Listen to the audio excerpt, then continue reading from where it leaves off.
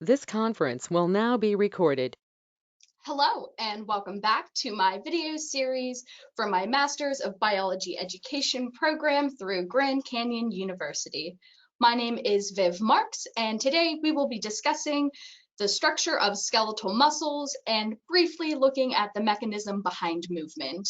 Students should have a decent background in biology or anatomy and physiology, and this video is made for undergraduate students. Let's get into it. First, we are going to want to compare and contrast the different muscles, noting what makes skeletal muscles unique. Then we'll go from a macro point of view into a micro point of view of the muscle. We continue looking at the structure of the muscle fiber by detailing the sarcolemma and the sarcoplasmic reticulum. Looking at an electron micrograph image of the muscle, we will point out the different filaments that make up the muscle fibers. These structures pave the way into examining muscle contraction and how the filaments play a role in movement. To begin, here are some photos of the three types of muscles: skeletal, cardiac, and smooth. Today, we will be focusing on skeletal, but it is important to note the similarities and differences between these muscle cells. Skeletal muscles can be found attached to the bones of the skeleton. They are long, striated, cylindrical cells that can be up to 2.5 feet in length. These are voluntary muscles. You can consciously move these muscles. Cardiac muscles are a little bit funkier. They are striated and cylindrical like skeletal muscles, but looser, not as even, or parallel.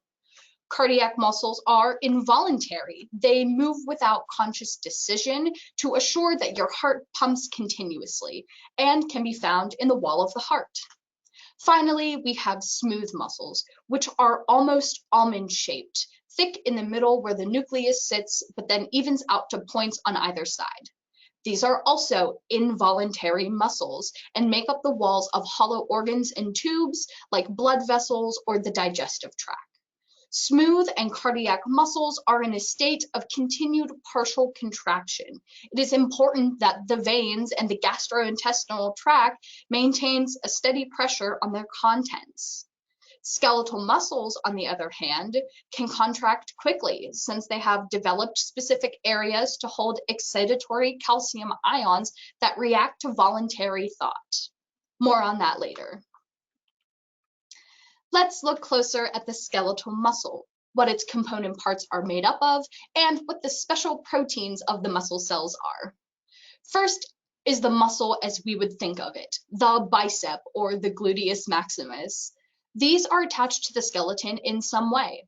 The muscle has a bundle of cells called fascicles, these red irregularly shaped components on the left picture. Within the fascicles are the actual muscle cells, or muscle fiber, as they are long and cylindrical. The muscle fibers have proteins called myofibrils, which run the length of the cell. The myofibril is broken up into thousands of sarcomeres, the smallest functional unit of a muscle fiber. The sarcomere is the point of contraction, containing the proteins that slide to create tension and relaxation.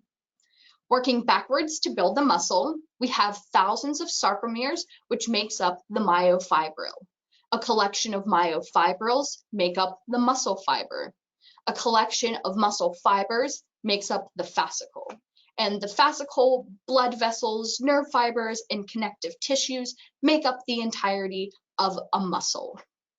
Looking back at the sarcomere, we see this thick and thin filament. The thin filament is called actin, represented by the thin blue lines. The myosin is the thick filament and is represented by thick red lines. We'll come back to take a closer look at myosin and actin filaments of the sarcomere. We want to talk about some of the other structures first. Some of the other structures within this muscle cell is the sarcolemma, the sarcoplasmic reticulum, the mitochondria, the terminal cisternae, and T-tubules. We've started seeing the prefix sarco a few times. In Greek, this means flesh. but it usually refers to muscle. The sarcolemma is the plasma membrane of the muscle fiber. The sarcolemma has pores where action potentials travel down into the T-tubule. The receptor in the T-tubule sends a message to the sarcoplasmic reticulum, or SR. The sarcoplasmic reticulum is a modified endoplasmic reticulum that is like a mesh sleeve that covers the myofibrils. There are two separate segments of sarcoplasmic reticulum that wrap around the myofibril and come into sacs or terminal cisternae at the end of each segment. These sacs and the sarcoplasmic reticulum store, release, and uptake calcium ions. When the T-tubule depolarizes from action potential, it triggers the opening of calcium release channels in the sarcoplasmic reticulum. Calcium plays a role in the contraction of muscles, something we'll discuss in a little more detail in another slide. The final structure included in the muscle cell are mitochondria. The mitochondria, which are limited in the muscle, supplies ATP from the Krebs cycle and oxidative phosphorylation. ATP, adenosine triphosphate, of course, is energy, and along with calcium are essential to the movement of muscles. Here is a photo of an electron micrograph taken of a relaxed muscle. To reiterate, a sarcomere found on a myofibril is the functional unit of skeletal muscles and where contraction occurs. A sarcomere is made up of the material between the dark Z lines made up of actin filaments. On either side of the Z line is the lightly colored I band, which is part of the thin actin filament. The thick myosin filament is found exclusively within the A band, with thin filament overlapping the thick. The H zone within the A band has no actin, only the middle of the myosin filament. The M line, which extends through the A band and H zone, is a supporting protein that includes titin, a highly elastic protein that acts as a spring and serves as scaffolding. So let's talk about myosin and actin. Myosin is the thick filament of muscle cells. They are composed of two heads and a tail resembling golf clubs. Each head has a binding site for actin and ATP. The thin filament, otherwise known as actin, is actually made up of actin, tropomyosin, and troponin. Actin itself is a small spherical protein that creates long bands of spiraled pearls.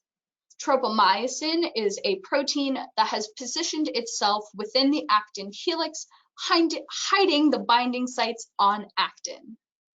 Troponin, which is bound to tropomyosin and actin, has a third binding spot for calcium, which helps contort the helix to have actin bind with myosin. So here is what actin and myosin look like together. This section is more or less functional with some explanation as to the physiology of the muscle, but this will be a brief section to summarize how the structure of these filaments causes movement. The myosin heads are close to the actin helix, but are being blocked from touching or creating a cross bridge. And that is happening by the tropomyosin, which has inserted itself into the actin. Notice how the myosin in the top part of the image is relaxed and slightly to the left. When calcium enters the cell, it binds with troponin, which moves the tropomyosin out of the way to unblock those myosin binding sites on actin. Myosin can then bind to actin and pulls inwards, called a power stroke, closing the distance of the H zone. This is a visual I created to help explain this concept. To contract the muscle, the heads of the myosin, represented by the thin red lines, bind to actin and pull, causing a power stroke. This brings the actin filament closer together, decreasing the width of the H zone. This is why it's called the sliding filament model, as the myosin pulls to slide the actin, causing constriction. ATP is used again to release the calcium ion to allow for relaxation of the muscle. A muscle is an organ comprised of nerve fibers, blood vessels, connective tissues, and skeletal muscle fibers. A bundle of muscle fibers is called a fascicle. Muscle fibers are surrounded by a special plasma membrane called the sarcolemma, which allows action potentials to enter into the fiber. Within the muscle fibers are myofibrils, mitochondria, T-tubules, and the sarcoplasmic reticulum. Myofibrils host the fibers that cause movement in the muscle, the myosin, and actin. They make up the sarcomere, or the smallest unit of a muscle cell. When aided by calcium and ATP, myosin and actin bind and slide to create tension in the muscle and close the space between the H zone of the sarcomere. I hope this video helped understand what the structure of the skeletal muscle is and informed you on how the structure allows for movement. All images used in this presentation were sourced through Google Creative Commons. We'll see you in the next video. Thank you so much.